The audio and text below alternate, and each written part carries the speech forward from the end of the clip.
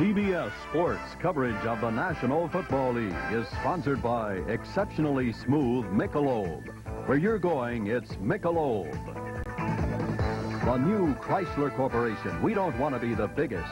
We just want to be the best. And by De Beers, the name that stands for diamonds. A diamond is forever.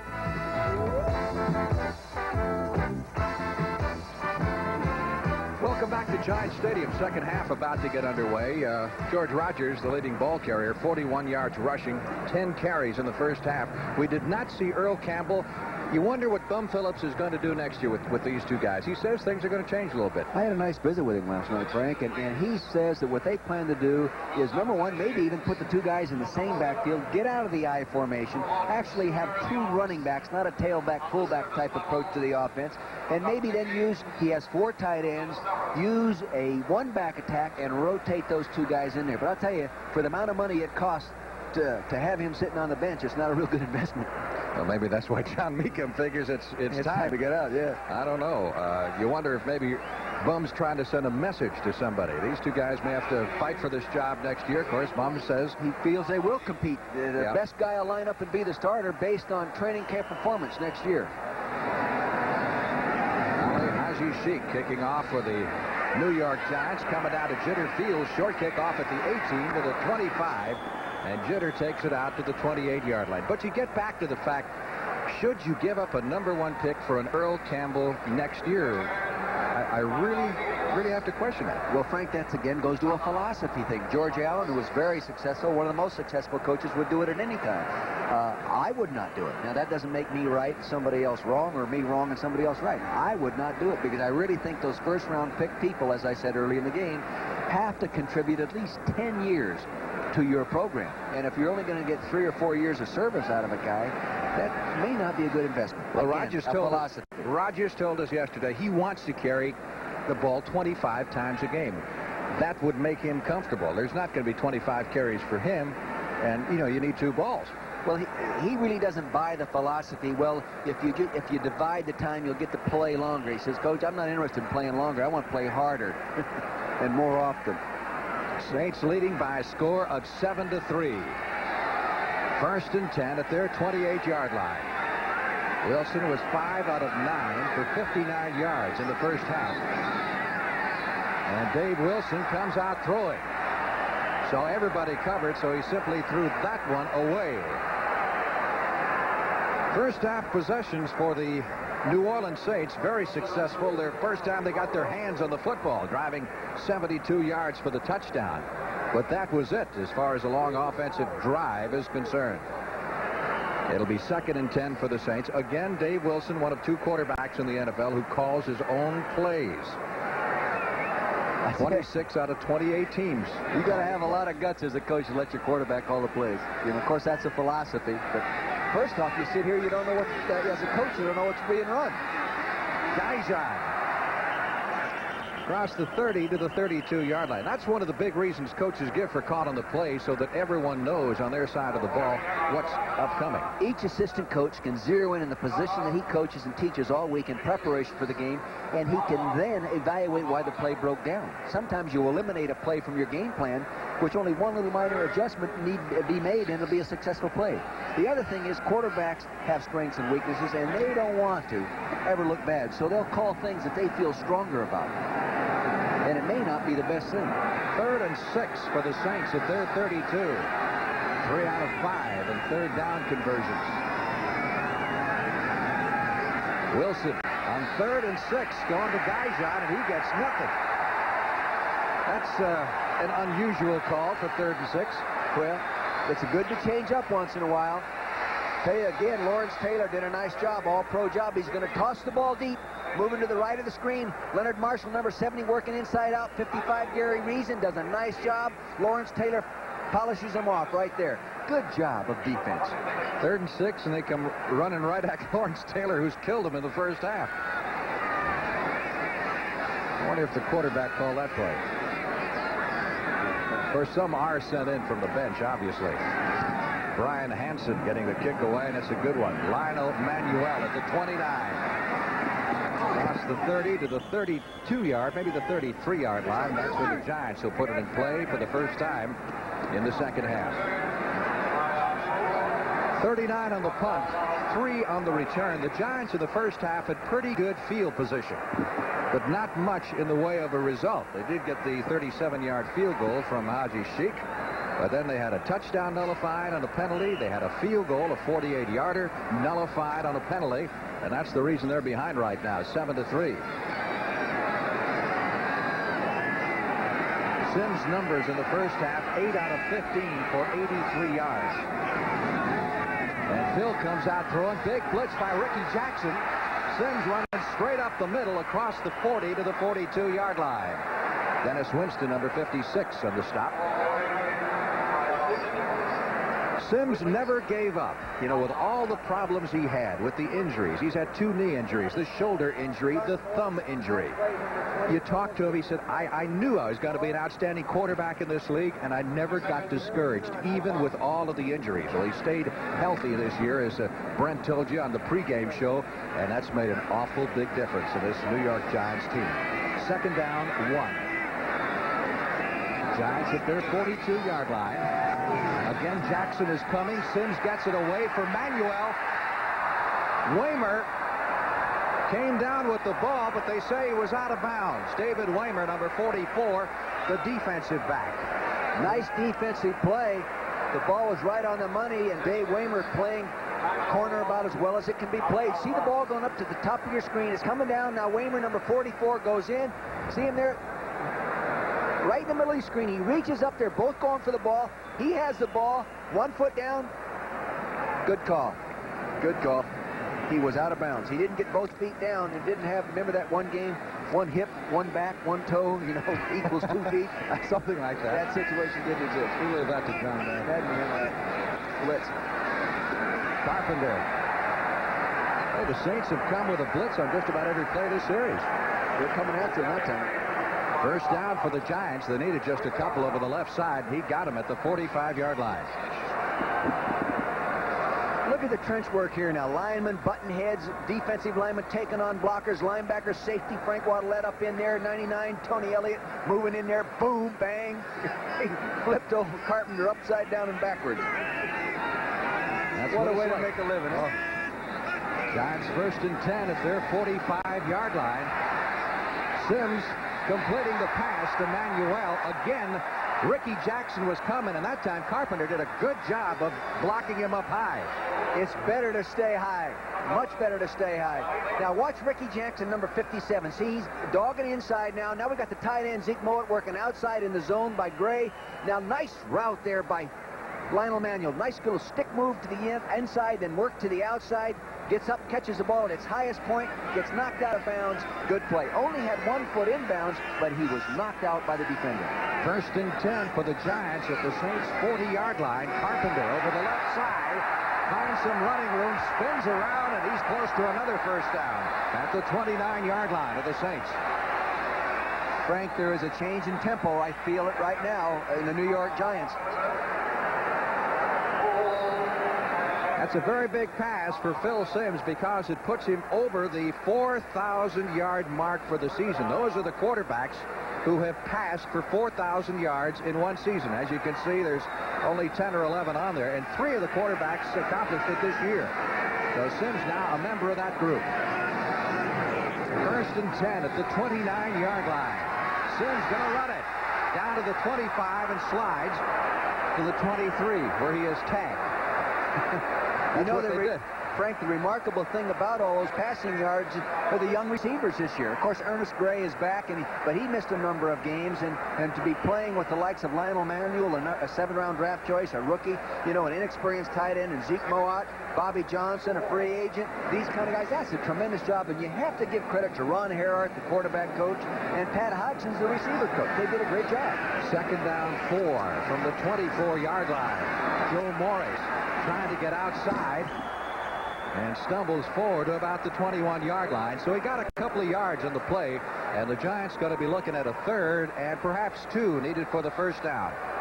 Take a look at the blocking on Ricky Jackson, number 57. Zeke Mowat jumps out. He thinks he's got him hooked, but Ricky just maintaining leverage, working inside out on the play. Look at Carpenter gets a nice knockdown on Russell Gary, but I tell you, Ricky Jackson did a nice job on that. Look at the effort there of Joe Morris. It pays to be short. Sometimes they spot the ball at the 22, so we'll make it 3rd and 3 for the New York Giants at the New Orleans 22-yard line. Giants trailing 7-3 here in the 3rd period. Manuel to the right, Johnson to the left. From the shotgun, Sims wide open, got Galbraith, juggled it, caught it. It's a first down at the 8. And that almost sent Bill Parcells to an early grave. Oh, gosh. I tell you, they came after him with all the linebackers up in there, and for some reason they were trying to cover that back out of the backfield with a guy lined up inside. He was too far away from him. See, the coverage was way too far behind him to cover him on the outside move. That's tough coverage. Look at him get that ball. Look at him reach. Great concentration after he flipped it up in the air. Tough coverage for the doctor, Jim Kovats, number 52. 14-yard pickup by the Giants and a 1st and goal from the 8. Giants going for the lead. Carpenter trying to cut back, and he's one of the best at cutting back, but really tough to cut back when there's nothing there, and there wasn't a thing. Really tough to cut back when you're cutting back to the right back into the defensive end, Bruce Clark. And I noticed that on film, it's tough to cut back on him. Now watch Bruce Clark, number 75, 57, Jackson. See, it's tough for him to cut back on him because they maintain that backside leverage on the ball. They do a real good job of that. Well, he picked up a yard. It'll be 2nd and goal from the 7.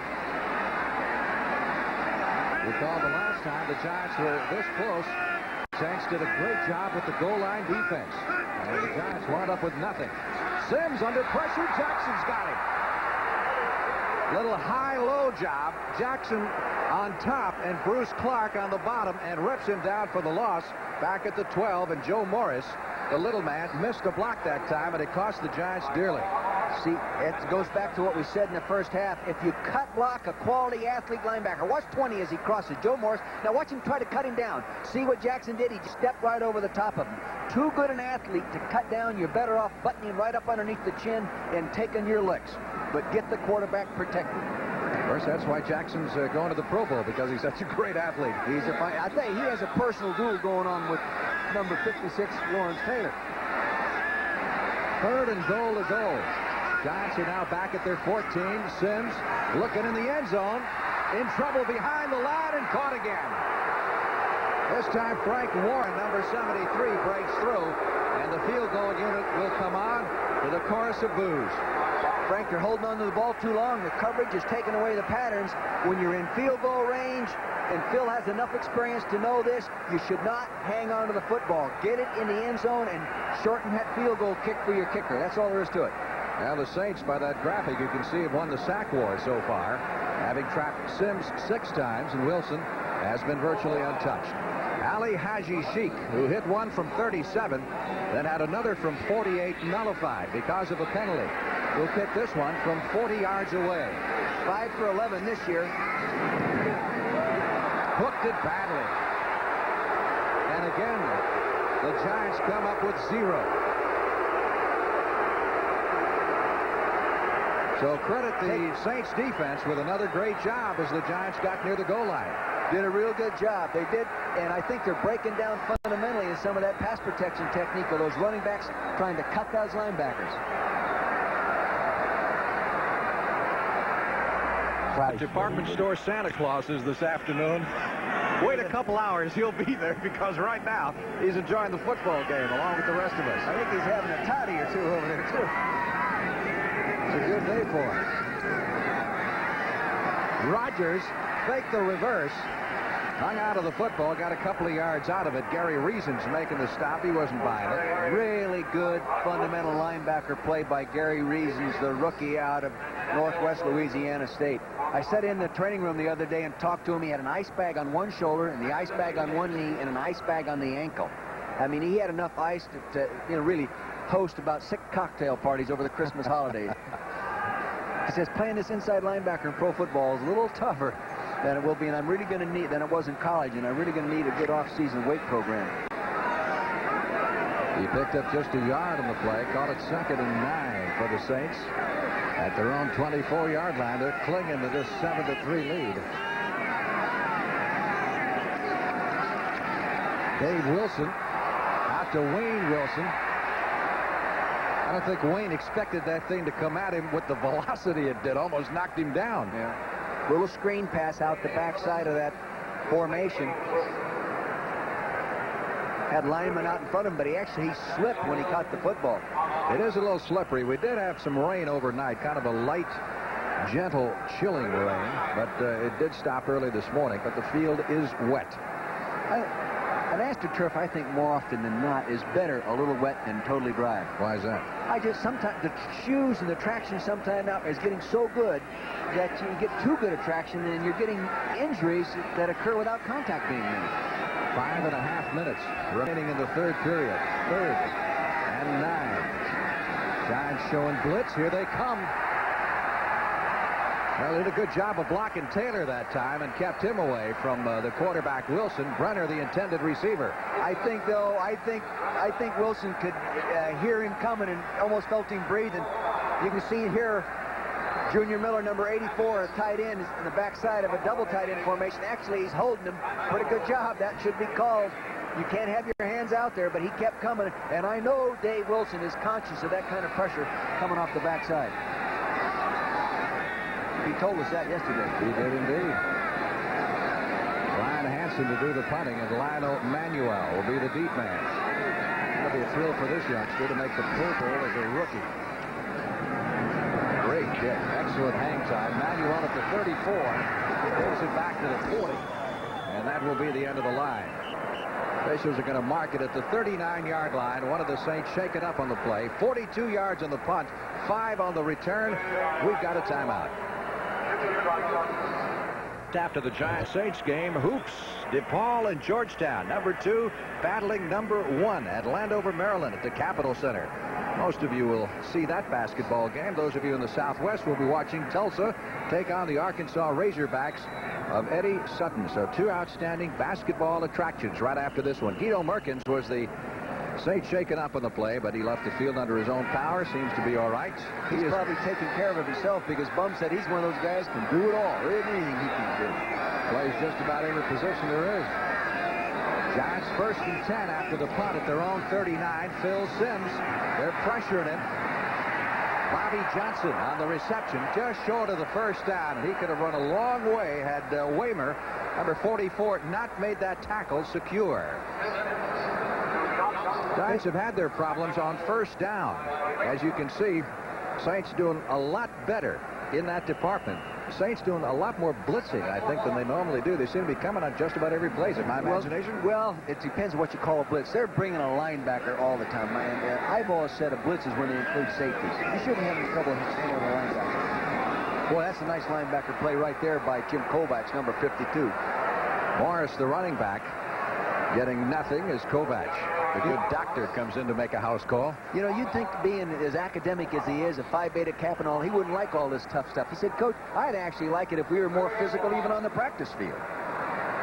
He sounded like it, didn't he? Yeah. He's a tough guy. Almost sounded like the Saints weren't working him enough. No, I don't believe that, but... You've never heard a player say that, though, have you? No. But he uses those big words, he says, every once in a while to confuse those guys that line up around him. A lot of guys want a big word. They come to Jim. They say, lay one on me. 3rd and a yard. Good effort. Great job by Carpenter. Looked like he was stopped behind the line of scrimmage. Kept driving. And he got the first down at the 49-yard line. In the Saints end of the field. 1st and 10 Giants. And you say, do they want to win this football game? It's meaningless. Look at this guy. Look at the second effort. Boom, bang. He's keep fighting for that first down. Nice job by Rob Carpenter. Bruce Clark was a little upset on that. He thought he had him from the backfield coming from the backside. He was jumping up and down all mad at himself. Giants been moving the football up and down the field everywhere but in the end zone. Simms, linebackers all over him, delivers the football short of the intended receiver, Zeke Moat, number 84, who was covered by Jackson. You can see why Bruce Clark is an all-pro. See him lined up there in the three-point stance right inside the linebacker, number 75. There he's on the rookie, Carl Nelson, 63. Battle him. Get your hands out, Carl. That's it. Push him out in there and get some help. That's it. Good job. That's all legal blocking now. It's push and shove game now. You tried to make him a nose tackle yesterday when we talked to Bruce Clark. He didn't like that. He didn't like it. He says, Coach, he says, I can play 5 years longer playing defensive end. I don't want any part of that nose guard. Don't put that on me. Don't give anybody that suggestion. 2nd and 10 for the Saints. On the delay, Morris didn't fool Frank Warren, big number 73, the 4-year man from Auburn, who was a 3rd-round draft choice back in 1981, wraps him up behind the line of scrimmage. I tell you, you have to give the New Orleans Saints some real credit here. Their coaching staff, Bum Phillips, right on down to their assistant coaching staff. These guys are ready to play. And, you know, here they are, not a playoff contender. They're a team that at the beginning of the year when we did their first game, Frank, hey, they were considered a playoff contender. The Giants were not. Now it's 360 degrees. It's the other way around. And here they are playing. And Bum told you and me, he said, I have character people. They will play hard. That's what's happened. 3rd and 13. Saints go with 5 defensive backs against Phil Simms, guiding the Giants out of the shotgun, and fumbles the football. Drops the football as he's hit from the blind side by James Geathers, number 97. That's James Geathers' 6th sack, and that's a lot of sacks for a rookie. Now you know why they drafted him number 2. Well, the fans here don't like it. Coming around the right-hand side of your screen. See him worked right around there. Boom, he gets on him right there. Carl Nelson getting beat on the sack. Giants recover. And Jennings in to do the punting. Dave's due for a big one. Growth is deep. And they had Fields in at the start of the game, but he bobbled a couple. Beautiful punt. So the sure-handed Jeff Growth is back there now. Fair catch signal on the 18-yard line. 41 yards on the punt. Got a minute 51 left to play in the 3rd period. Scores the same. The Saints 7, the Giants 3. Back in a minute. He doesn't have an S painted on his jersey, but he's certainly a marked man. Watch him here. Here he is. Here, remember in the first half he did a great job of covering the punt. Look at these two guys. They're doing. Hey, that's not legal, guys. That's not legal. All right, Vermeil, what are you going to tell me? They ought to start throwing more flags? No, not at all. You know, so far the Saints haven't gone after Kenny Daniel that we thought they would in our initial thinking. They've tried to run the football all day, and this man's been doing most of it. George Rogers. And again, we have not seen Earl Campbell thus far this afternoon for whatever reason. Bum figures that Rogers is going good, and he's going to leave him in there. That's the time left in the 3rd quarter. You know, every once in a while, Taylor gets blocked. Here he is. Watch him working on the play. The play's going away from him. Boom. Nice block there. Oh, pancake block. Oh, I've been humiliated. Nice job. Who was that? That was Kelvin Clark. And he's going to talk about that all off-season. You remember the day that I leveled Lawrence He's Taylor? going to say, what are you telling me that guy's tough? I'd put him on his back. That doesn't happen very often, but it happens to the best because everybody's getting this league. 2nd and 7 from the 22. Dave Wilson goes over the middle, completes the pass to Wayne Wilson out to the 40 to the 45-yard line. You talk about Guido Merkins and a lot of other people being handy to have around. Here is a handy man. Wilson can run the football for you. He can catch it. He's a fine athlete. And just then he combined with Dave Wilson for 24 yards and a 1st down. He really is handy and talented. In the offseason, Frank, he works as a substitute teacher. Officials mark it at the Saints' 45-yard line. Dave Wilson sending Growth wide to the right side. He's got the rest of the team tight. Larry Hardy with motion. And Dave Wilson back to throw it. Sideline toss behind Hardy, the intended receiver. Takes us down to the 22-second mark. Here in the 3rd period. Saints leading it by a score of 7-3. Dave Wilson's upset. He gave the tight end a pump move and wanted him to turn up the sideline, and he didn't turn up the sideline, and it upset him. He's going to have to undergo a shoulder operation probably this week. Got a rotator cuff problem, and he said it's constant pain. It's in pain. When he was playing backup quarterback, he didn't throw enough on the practice field to bother him. But once he became the starter a couple weeks ago, it really started coming back, so they're going to go ahead and get it fixed. 2nd and 10. Saints at their 45. Wilson back to throw it. Down the sideline and completed at the 40-yard line to Growth. And Jeff Growth is out of bounds at the 38-yard line. Great hands. Yeah, this guy is a clever little guy. He reminds me of Pat Tilley. Here he is in the top of your screen, number 86, coming off on Kenny Daniel, number 24. He can't even catch up with him. Kenny, don't be that conservative. He gave him too much room. Now they come up and go ahead and put him out. Better tackle, better net. Nice job by Bill Courier. Good pass protection, though. Giving him all kinds of time. You see Leonard Marshall being blocked right there. Did a nice job. Here comes Lawrence Taylor right at the end. Oh, got a way to pull off, Lawrence. Of Arabia. Another first down for the Saints, this time at the 38-yard line. That's the first pass they've thrown at Kenny Daniel. I think maybe they got the message, huh? Just seconds remaining in the third quarter here at the Meadowlands. Wilson going to Big George Rogers. And the former Heisman Trophy winner takes it down to the 35. Final seconds ticking away in the third period. And at the end of 3, the Saints maintain their advantage. That's the end of the third quarter with the score. The New Orleans Saints 7, the New York Giants 3. We now pause for a word from your local station. Second-ranked opponent.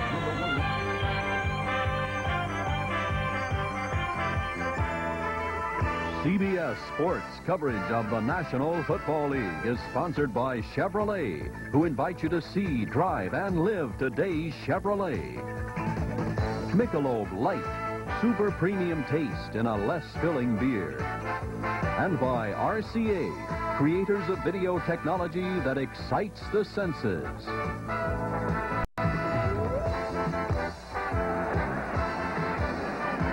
Frank Lieber along with Dick Vermeer. Welcome back to the Meadowlands.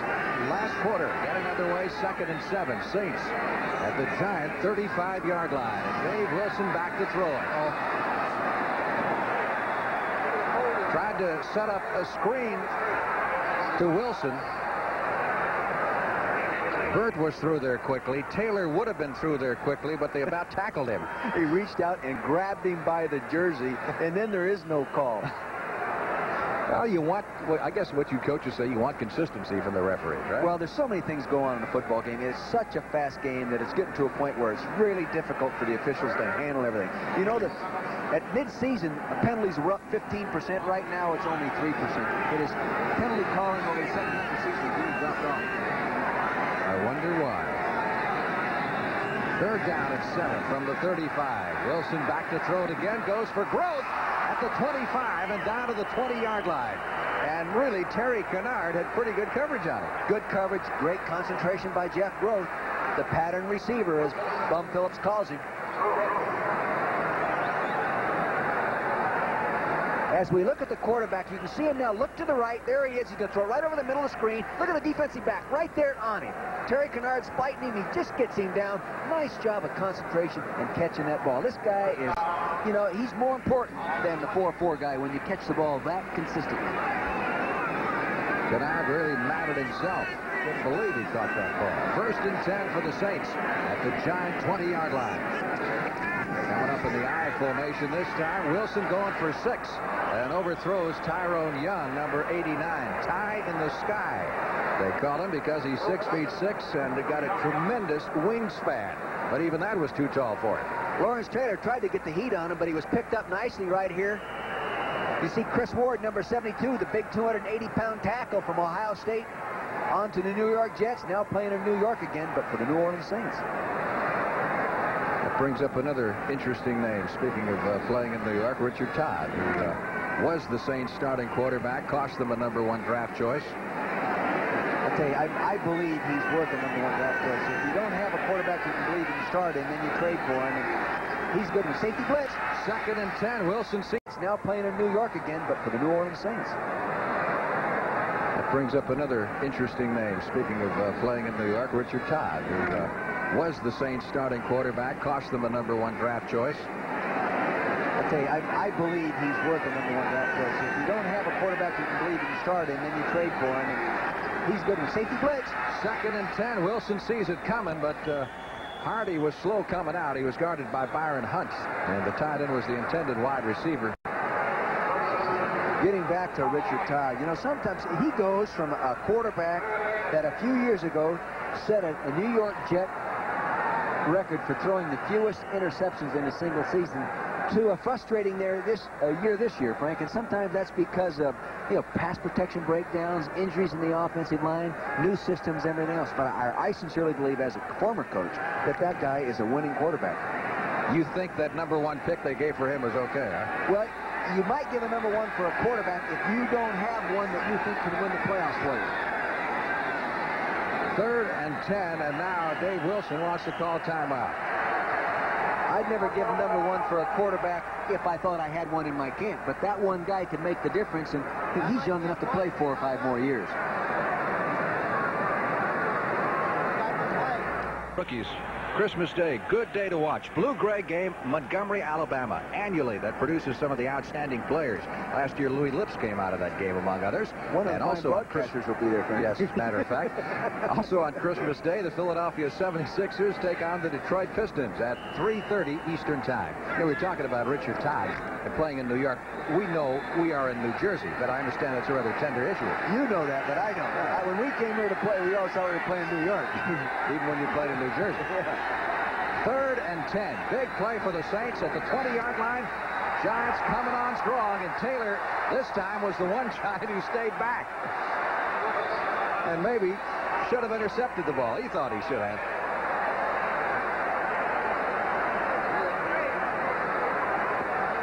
Here we go. Look at Perry Williams going in to take away that slant. The ball didn't get there. He makes contact with the guy, puts old Tyrone Young down on the ground.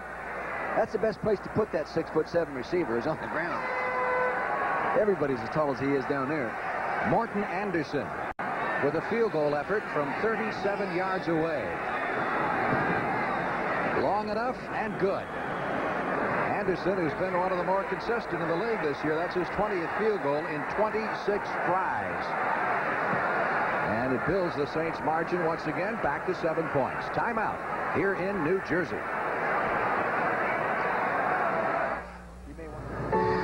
Parcells' team would be playing this game for a spot in the playoffs. As it is now, they have to wait, see what happens tomorrow.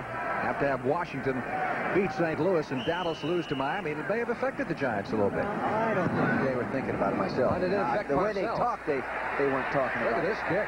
Great kick. This guy's a fine kicker. One of the better kickers in football, I think, right now. And there's a lot of good kickers, but this guy might be ranked up there in the top 3.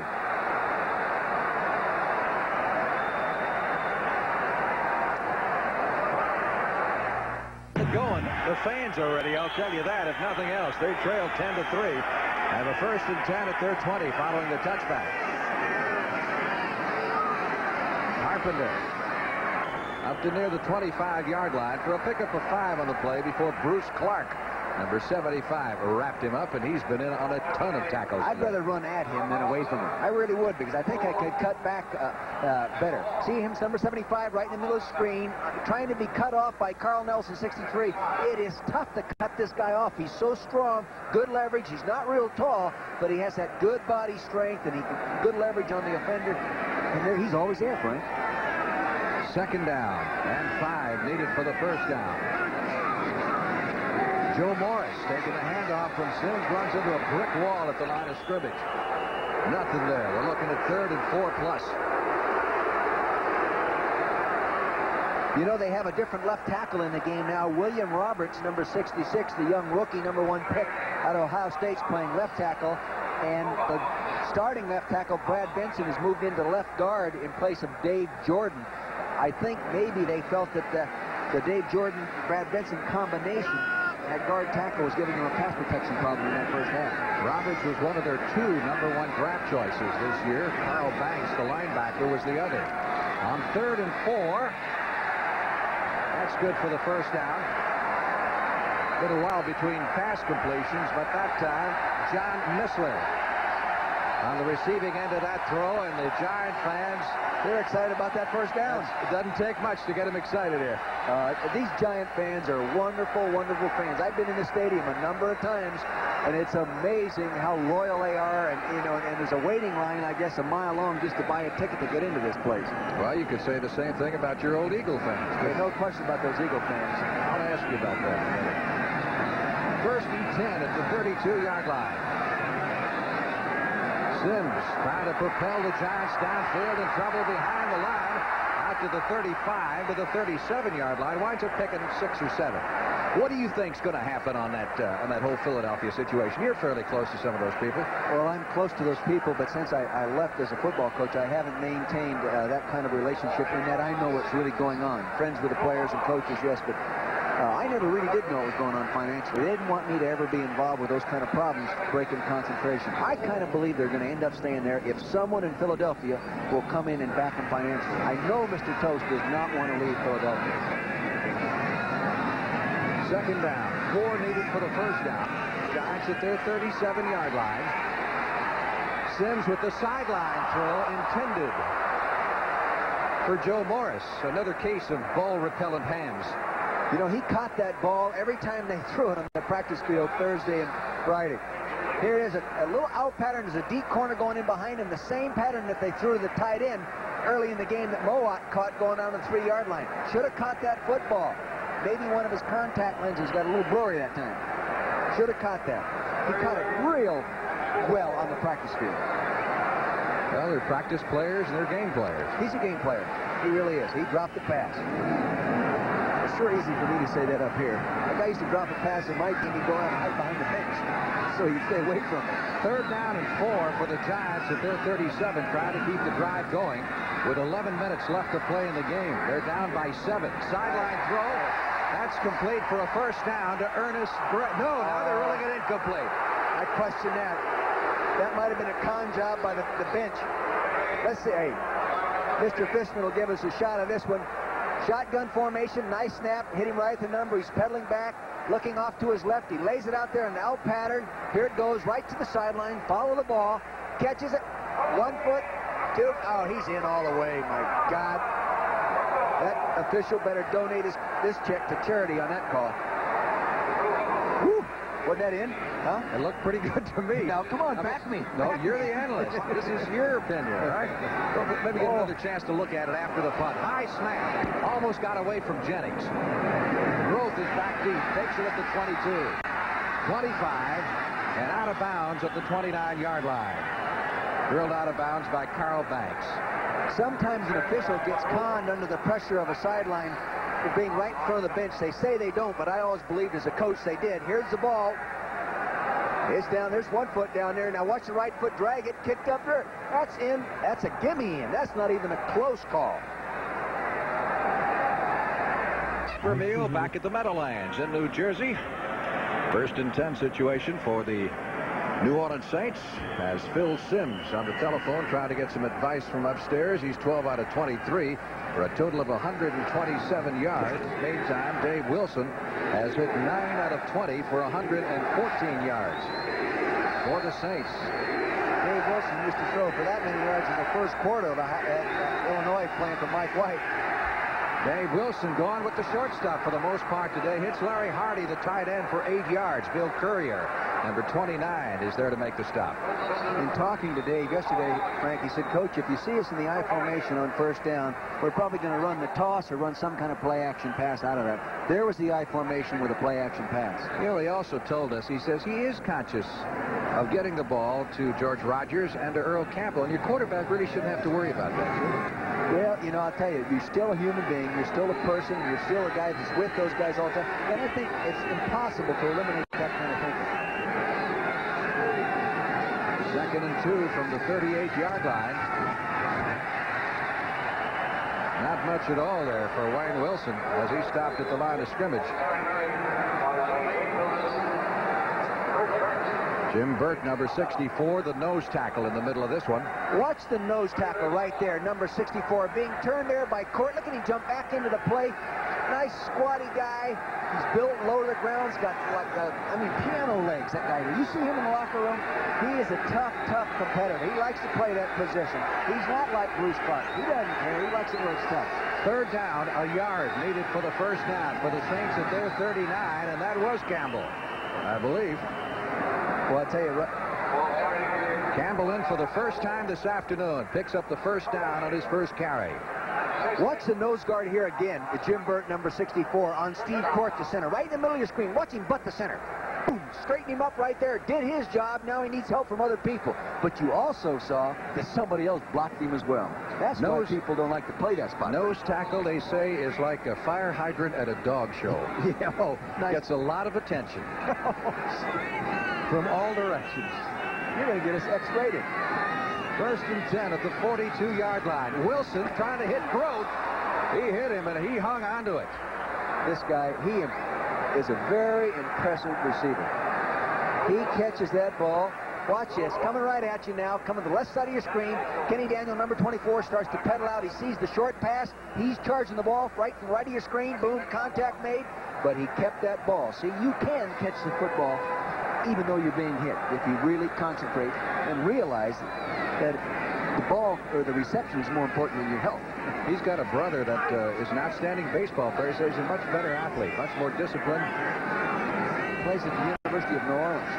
2nd down, less than a yard needed for the first. Campbell getting the call, and Earl down to the 45-yard line at his 2nd carry of the afternoon. Jim Burt, 64, and Curtis McGriff, number 76, on the stop. Let me throw a stat at you, Frank. You know, this guy, Earl Campbell, who's a great back, has carried the ball for 4.8 miles in his career. How do you like that? That's pretty good. You impressed?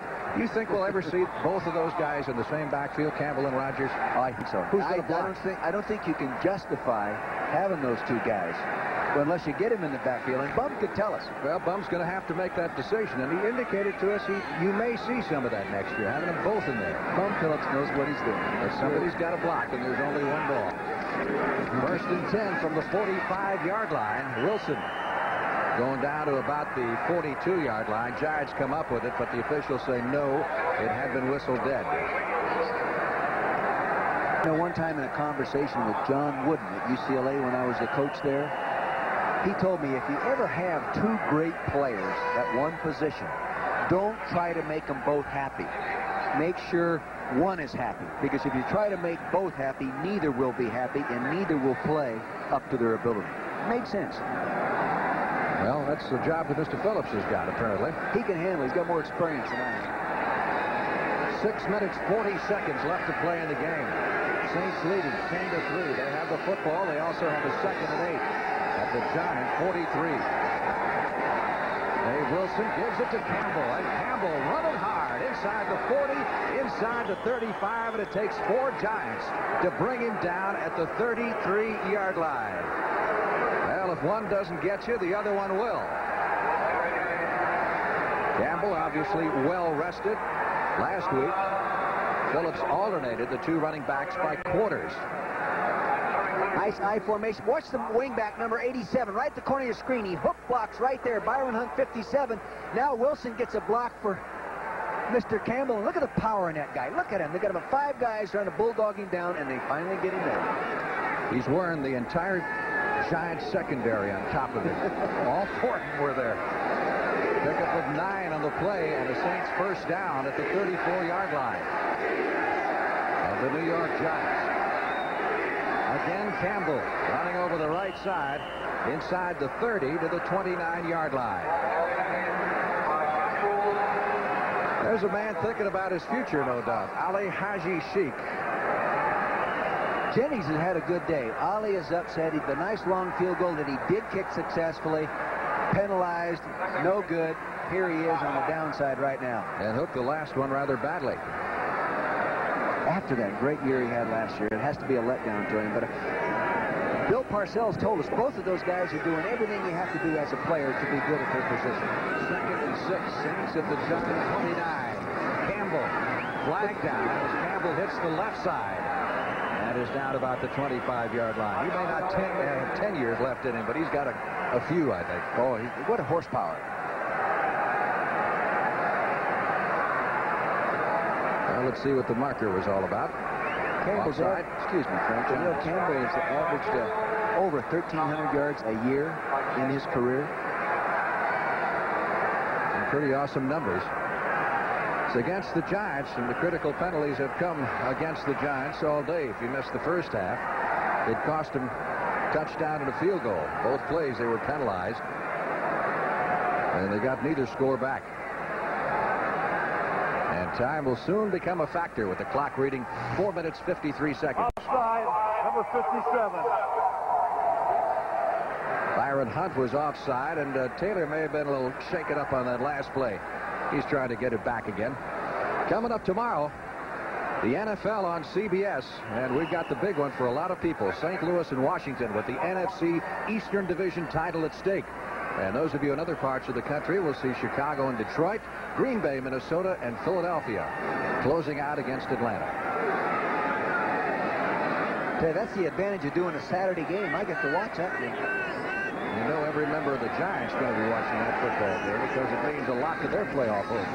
Campbell on 2nd and 1. Looking for enough space to pick up the first down. And Lawrence Taylor in on the middle of the stop.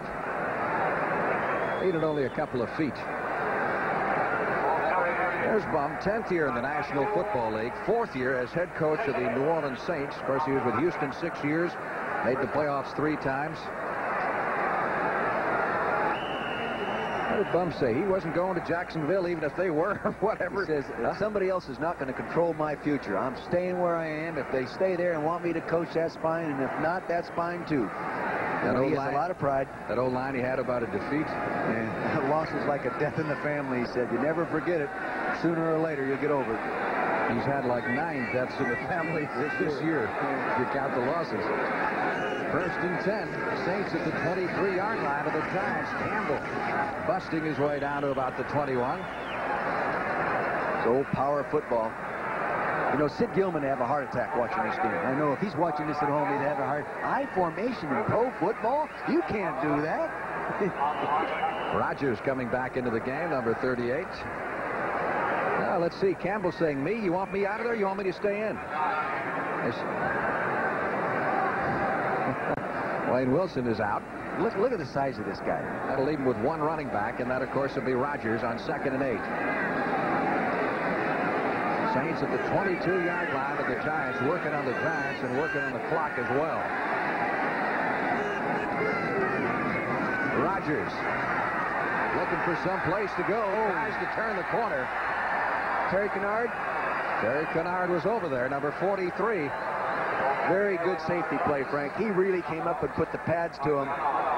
Really a good job. Virtually nothing on that play. Former number 1 draft choice a year ago. And who replaced Beasley Reese at that position. I came walking in the locker room Thursday morning early, and they said, how's Timex? I said, Timex? You know, the Timex is what they called Wilbert Montgomery. You know, takes a licking and keeps on ticking. That's what they called him all the time. We've got a timeout. Looks like the Greek is going to do a little picking for us. He'll pick the winner of the DePaul-Georgetown game, which is next on CBS, as well as the big game between Seattle and Denver later on this afternoon. And Brent will have an interview with Gary Carter, the newest of the New York Mets, and a preview of tomorrow's big game between St. Louis and Washington. He wants that ball, doesn't he? Look at Sims warming up, getting that thing. He needs better protection, and I'll tell you this, so you've got to give credit to the New Orleans Saints coverage. They have taken patterns away downfield. Saints have the ball right now. They have a 3rd and 10 at the Giant 23. Tyrone Young in motion. The handoff is to Campbell. On the 3rd and 10 play, he gets maybe a yard at most, and that's it. But that will bring on the usually reliable Morton Anderson. And a field goal here means, obviously, that the Giants would have to score twice in the last 3 minutes and 15 seconds. And when you haven't scored at all in 57 minutes, that's going to be tough. That is a load. Morton, the young man who played at Michigan State while Aji Haji Sheik was place kicking for Michigan. This guy speaks 6 different languages, sort of like you and me, Frank. Yeah. But he's going back to, or going to Austria. He's originally from Denmark, came over here as a high school exchange student, and then someone saw him kick and offered him a scholarship at Michigan State. And he eventually replaced Tony Fritsch as the kicker of the Saints. It's rather unusual shoe apparel there for a kicker. 2 different color shoes there. I wonder if that makes a difference. I know this, he wears those fancy leather pants. Yes, he does. Not many guys wear leather slacks, do they? Not many that I know, that I hang around with. 41 yards on the field goal attempt. Tremendous kick for length, but no good. He hooks it. Should have had 2 black shoes on. Or 2 white shoes. Got tremendous power into it, but not accurate. And that means that the Giants need a touchdown and an extra point to tie with 3 minutes and 11 seconds to go. And we could be in for one of those finishes. The fans are on their feet. They want their team to go for it here.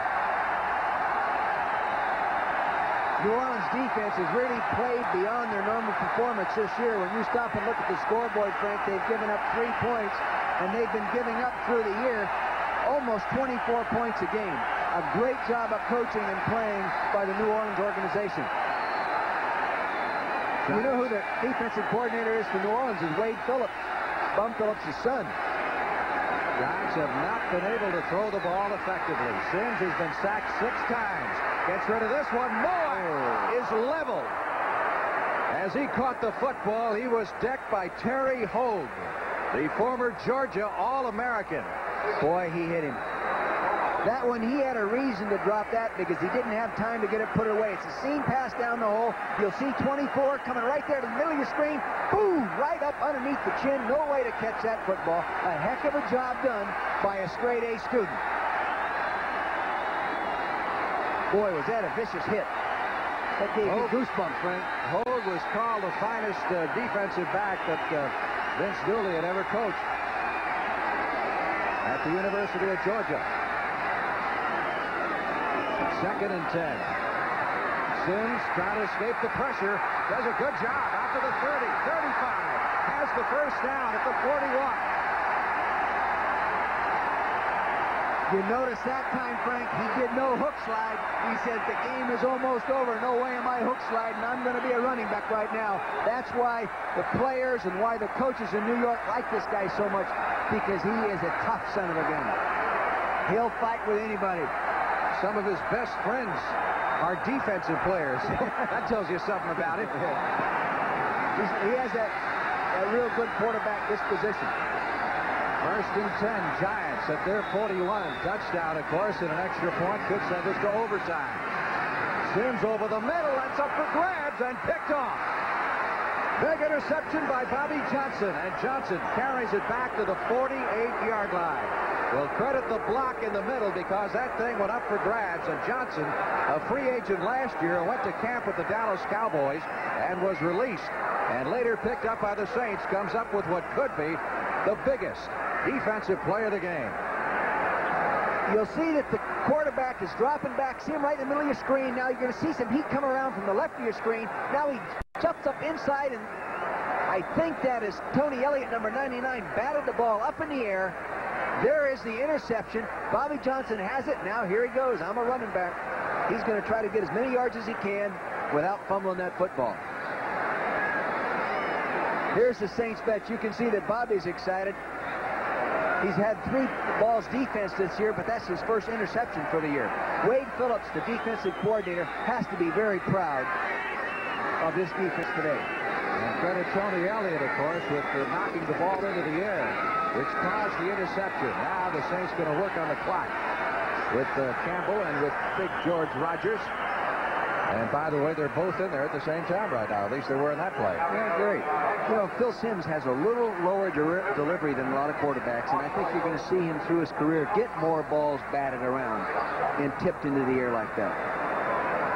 Meaning that the ball leaves his hand a little lower than say, like the Namath Classic style, and say my quarterback, Ron Jaworski at Philadelphia. They have that ball up there pretty high. A little tougher to tip that kind of ball, Frank. Well, you saw the time remaining in the football game, 2 minutes and 5 seconds. And the Saints looking at a 2nd and 10, and Bill Parcells telling Harry Carson and the defense, you got to hold them. We got to get it back.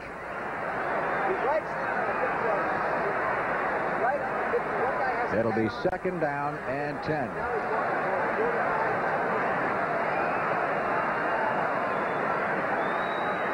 Giants, keep in mind, no matter what happens today, still have a shot at the playoffs. But what has to happen is that Washington has to beat St. Louis, and Dallas has to lose to Miami for the Giants to get in.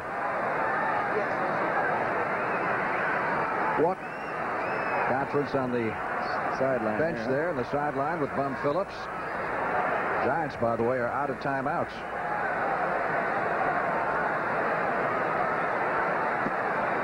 You know, you go all the way back, Frank. That ball that was caught inbounds, called out of bounds, at this time really becomes a big play. And well, there's several. You go back to the mistakes, the penalties that cost the Giants a touchdown and a field goal. Both called back, and that could be the difference in the game. Well, Bum Phillips trying to end the season a disappointing year, his most disappointing on a plus note.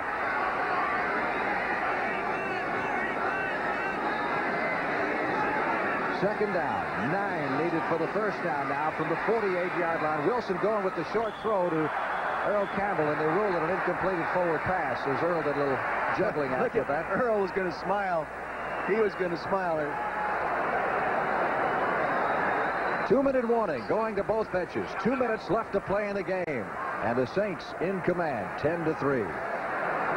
We better get in a... We head back to play from their own 49-yard line, and the timeout situation looks this way. Saints have a pair, and the Giants are out.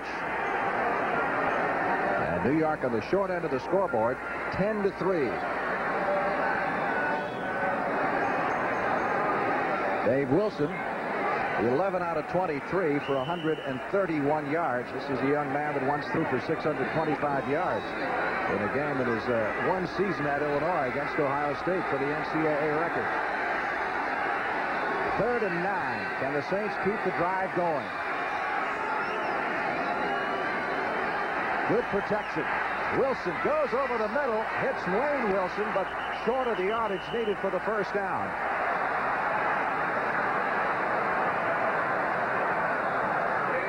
Giants have had some problems getting a hold of the football. And then hanging on to it once they got a hold of it. True. Yeah. Those interceptions and fumbles will kill you. And that's Bum Phillips type of football. Hang on to the ball. Grind it out. 4th down. No way now the Giants can stop the clock. 1 minute and 20 seconds. Lionel Manuel. This the rookie come up with a big play. This guy is an electrifying type guy. He makes big plays. And every time you talk to the coaches about him, they always say this guy makes big plays. Now, his longest return this year is 22 yards, so he needs a real long one right now. The Saints took all the time they were allotted, and the 30-second clock is run out, so they'll take the 5-yard penalty. And the clock is now stopped with 1 minute and 14 to go. Fred Wyatt, the referee, in on the discussion there with Guido Merkins and with Jim Kovach. That'll move the ball into the Saints' end of the field at the 49-yard line.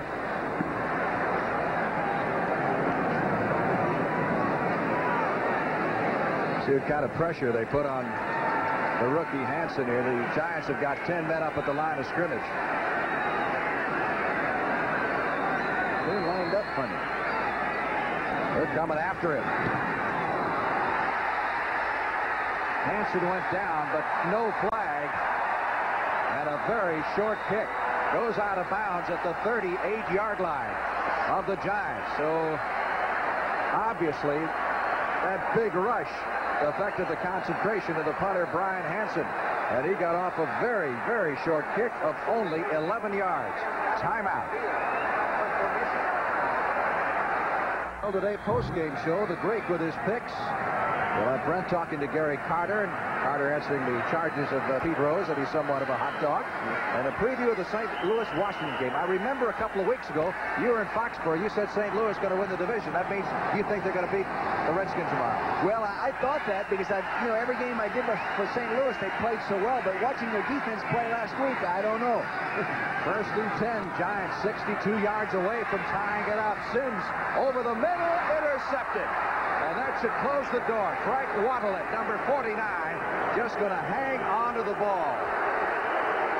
Poor judgment in making that call and throw, really. He shouldn't have tried to force that ball. He had a minute to go. Sometimes you start thinking you got to win the ball game in one play, and that's what happens to you. So the Giants will not get that 10th victory of the year. Instead, they'll wind up 9-6. The 9 victories will tie their total in 1981. Last time they were in the playoffs, but Bill Parcells wanted very badly to get number 10, which would have been the first time since 1963 that a Giants team had won that many ball games. And of course, if you do make the playoffs, you don't want to get in off 2 straight losses. Yeah, I know. You lose momentum, and you can see by the expression on Bill Parcells' face that he's upset and disappointed. And very few people can appreciate what a coach goes through in experiencing a loss, because in fact people have a hard time believing you care that much. There's that flap on. Giants can't stop the clock. They're out of time, so they'll have to do it one more time, and that will be it. Dave Wilson.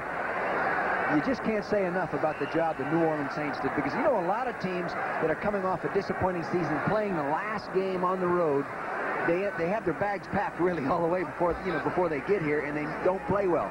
This is a real credit to Bum Phillips and his coaching staff and to his squad to come in here and play this well today. Well, you wind up on a plus note, at least for the season, despite all the disappointments they've had this year. They do have the one positive thing to look back on and to build for the 1985 season. That should do it. Of course, it matters little to the Giants, really, win or lose. They're still alive in the playoffs, but now they have to have the Redskins beat St. Louis tomorrow and Dallas lose to Miami on Monday. If that happens, Bill Parcells' team would be in the playoffs. Otherwise, it's a case of wait till next year. Very much a defensive ballgame, Dick. I know, but I say this in behalf of the Giants. If they would have started the season knowing at the end of the season, 9-7, they'd have really been excited and looking forward to the year. And, people predicted them not to win very many games and be last in the league. And here they are, a playoff contending football team. The season over for them. You have to give him credit for doing a great job. He probably should be the NFC Coach of the Year. And he may very well be as the Giants wind up 9-7. Stay tuned now. Lots more upcoming on the postgame show with Brent Musburger. And Brent will be back with you in just a moment. Strange as it sounds, Jimmy, nothing has changed for the Giants. Washington still has to beat the Cardinals. Miami has to beat the Dallas Cowboys on Monday to get the Giants into the playoffs. But what happens now to the odds? It's not bad to have going for you. Washington is a 2-1 favorite over St. Louis. Miami's a 2-1 favorite over Dallas. 2-1 shots figure 5-4. So the Giants are 10-8 favorites to still be in the playoffs. All right, we've got a lot more coming up your way. The Greek is just warming up. He's going to be telling you about that key basketball game that's coming your way here on CBS. Number 1 ranked Georgetown against 2nd ranked DePaul. Who will win that game? Jimmy's got a strong opinion. How about the showdown for the championship of the AFC West? The Denver Broncos go into Seattle. Can they handle the Seahawks and all that noise? We'll find out. And earlier today, I talked to Gary Carter, the newest member of the New York Mets. We'll find out about his problems with the Montreal Expos, some feelings of jealousy within that franchise. And we will preview the Cards and the Skins. And, of course, still ahead of us here on CBS this afternoon, college basketball. Most of you are going to be seeing the DePaul Blue Demons against the Georgetown Hoyas. And the rest of you will see the Razorbacks of Arkansas. They will be in action against the Golden Hurricane of Tulsa. And we will continue with our post-game activities here on CBS in just a moment. Let me run quickly through the playoff picture for everybody. As I pointed out, the Giants' playoff hopes depend entirely on what happens in other games this weekend. The Cardinals must lose in Washington tomorrow. Dallas must lose to the Miami Dolphins Monday night. If that happens, then the Giants make the playoffs as a wild card team, and they would play the Rams next Sunday in Anaheim. Now, as for the rest of the NFC, the 49ers and Bears are already in as champs of their respective divisions. Now, the Eastern Division title will be decided tomorrow in that Redskin-Cardinal game. If the Cardinals lose, they are eliminated altogether. Now, even if the Redskins lose, they're going to be in as a wild card unless somehow they lose that by 46 points, which does not seem likely. But in the event that the Dallas Cowboys would be the other wild card if they beat Miami Monday night, okay? But if the Dolphins win that game, then the Rams would play the Redskins, who would have qualified as a wild card even though they lose to St. Louis. Now, over in the AFC, 4 teams are in the playoffs: Miami, Denver, Seattle, and the Raiders. Now, the remaining slot, the Central Division race between the Bengals and Steelers, will be decided tomorrow. But even though the Seahawks and Broncos have clinched playoff berths, the AFC West title and a bye in the wild card round is going to be up for grabs when those two teams go at each other in Seattle later this afternoon. Because if Denver can somehow come through and upset the Seahawks in Seattle, and the Raiders beat Pittsburgh tomorrow in the Coliseum, then the Raiders will host the wild card game next weekend. So it becomes extremely important. And if the Raiders beat the Steelers, all the Bengals would have to do to win the AFC Central, that would be to handle the Buffalo Bills in Cincinnati. So right now, let's send you out to Landover, Maryland, and a preview of the big basketball game as the teams are coming on the floor. Here's Gary Bender now with Billy Packer. Okay, Billy, did you get that all down? Well, I wonder what happens, Brent, if somebody has a tie game tomorrow. That's all I know. Billy, we really feel this game with the rookie coach, Joey Meyer, and the 13-year veteran, John Thompson, facing each other, really comes down to a coach's game. Well, it really does. For Joey, this is the first real test of what he does in this kind of pressure. But also for both coaches, I think that they both have moves that they've got to make today, depending on how their teams react to the other team's pressure. So we're going to see some great coaching strategy in this ballgame, and we'll see it early. Joey Meyer says he got to overcome the fear of Georgetown. Well, one of the good things for his club, it's a very experienced team, and they beat Georgetown last year basically with the same cast of characters. So I think that's one hurdle his team has at his advantage. Some of you will be seeing that Tulsa and Arkansas game from Little Rock. Let's go there now and join Vern Lundquist. Okay, Gary, I'm here with Steve Grody, and we've got another sellout crowd, and we're still trying to figure out the NFL playoff picture as well. My Bengals will be there. My Bengals will be there. Okay. You can count on it. Interesting, Steve, that Gary and Billy were talking about a coaching battle with a young coach in DePaul and the veteran in John Thompson. In Tulsa and Arkansas, Eddie Sutton and Nolan Richardson, we've got two of the more accomplished coaches here as well. Yeah, and I think these are the two more attractive teams to play for. They both come out and play basketball. Of course, Sutton's teams are known for that strong overplay, man-to-man defense, which just creates all kinds of action. Tulsa plays that full-court pressure defense, multiple type defenses. They led the nation in scoring last year. We have just got a great ball game in store for us. First time that Nolan Richardson and Eddie Sutton have ever met. It ought to be interesting. Now let's go back to Brent Musburger in New York. All right, Vern, thank you. Jimmy, let's turn our attention back to that Georgetown-DePaul confrontation. The Hoyas have won 17 in a row dating back to last year. Joey Meyer comes in here ranked second. What about that game? Well, they're both 6-0, Brent, and they're 1-2 in the rankings. Of course, no question about it. Georgetown is #1. When you got that Ewing guy going for you, you've got everything.